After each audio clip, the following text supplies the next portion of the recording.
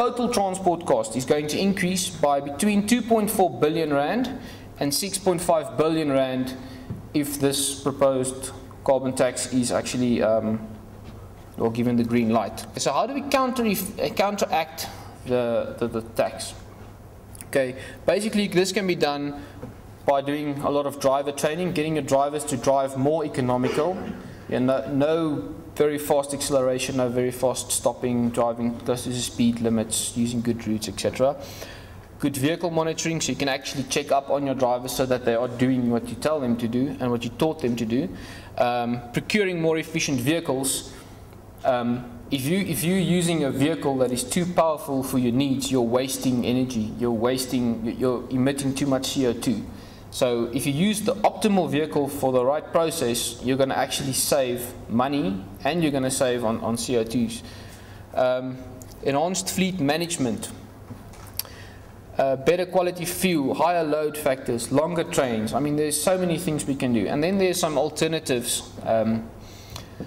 And one of the alternatives is basically something like an intermodal solution. Intermodal solution is basically where you use multiple modes of transport to transport freight from one point to another. So that means using a truck, then a train, then a truck, or whatever the mode might be. But I'm proposing this as an alternative solution only for suitable freight on suitable routes when shifting road freight to rail. This is not any freight I'm proposing to shift. It's just a proposition that there are some what Jan like to call low-hanging fruit.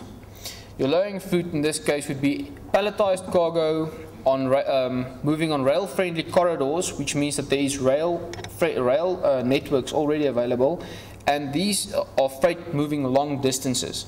Okay, so we looked at this specific types of freight. In other words, palletized goods flowing, for example, from Cape Town to Johannesburg or Johannesburg to Durban, or routes like that.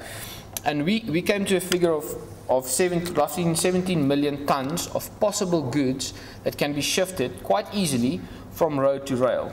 Okay, this is just the long haul section.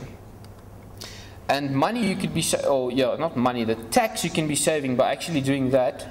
If you have a 25% shift to this new, a 25% shift of that freight to rail, you're going to be saving between 25 million and 74 million rands a year. And that is for the shift difference between 25% of the freight and 75% of the freight. Now 25% of the freight that I'm proposing to shift is roughly it's about 4.2 million tons that can be easily shifted from road to rail. Now that 4.2 million tons sounds like quite a lot, but it's only equal to roughly 400 trucks per day.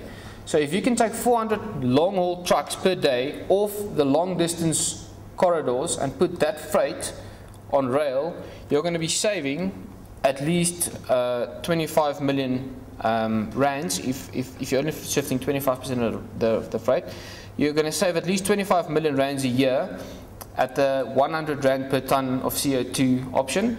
Or if they impose the 270 rand option, you're going to be saving 67 million rands a year.